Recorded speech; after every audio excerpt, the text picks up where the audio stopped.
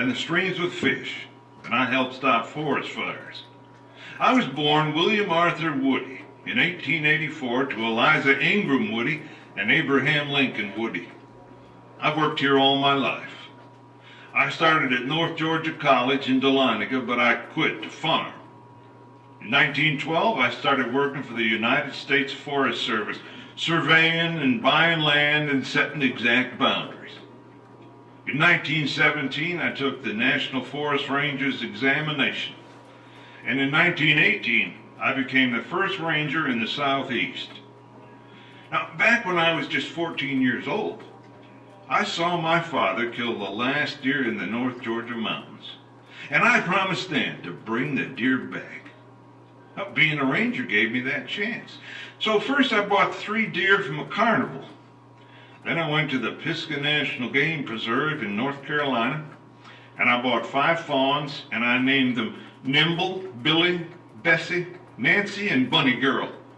Then later I bought 14 more. Well, the government finally caught on, and they began to increase the herd. Now, I ain't one for official rules. I'm a big man.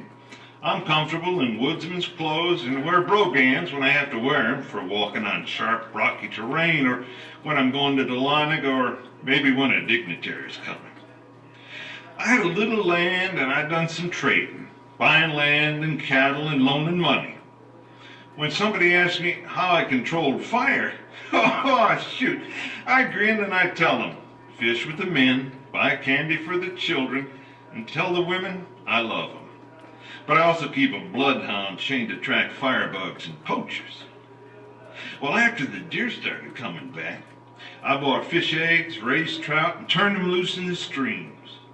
Of course, roads and education was needed, and the government said they could improve the roads but not build them. So with mules and scrapers, I built a trail to Dahlonega, then wrote Washington. Told them I had a road to improve and they could come and do it. And they did. And the CCC boys worked hard building roads through the mountains. There was a big CCC camp right here in Suches.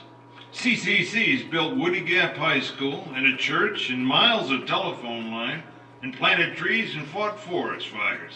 And I kept right on buying land for the government. Well, I ain't much for writers, but they're going to put a plaque in a boulder on Black Mountain and dedicate Soseby Cove to me. Shoot, I bought that from the government back in 1925. But I reckon the finest honor are my 2 boys, Walter and Clyde. They're both rangers for the Forest Service. And Maybird's husband, President E. Pigeon, he's an engineer for the Forest Service. Well, I know rangering will change over the years, but doing my part has been right for me. Let me show you how today's issues extend beyond the boundaries of our town, county, forest, and state. This map was made by a computer.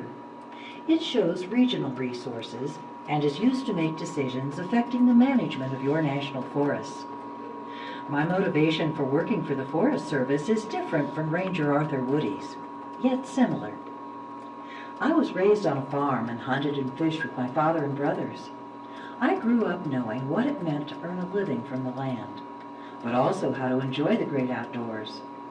Those early experiences gave me deep appreciation for the forest and the animals that live there. The first Earth Day in 1970 and the growing concern over the quality of our environment influenced my decision to choose forestry as a career. Public land management is very different today as compared to when Ranger Woody worked here. Once, only a few hunters and fishermen used thousands of acres. But today, conflicts arise between hikers, horseback riders, off-road vehicle users, and hunters. Areas are overcrowded, and users can damage the very resources they came to enjoy.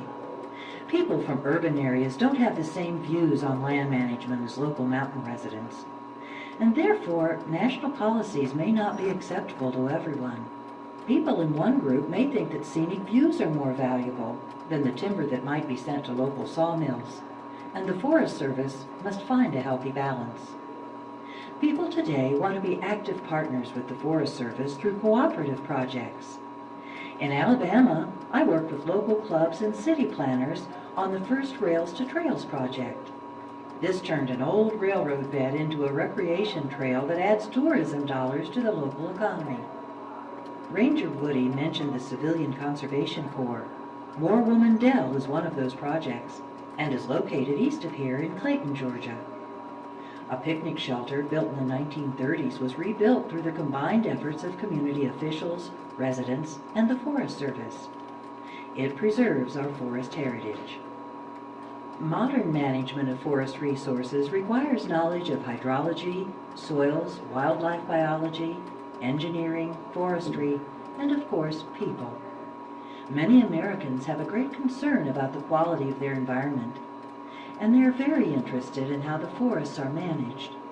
The Forest Service motto describes my goal: to care for the land and serve the people.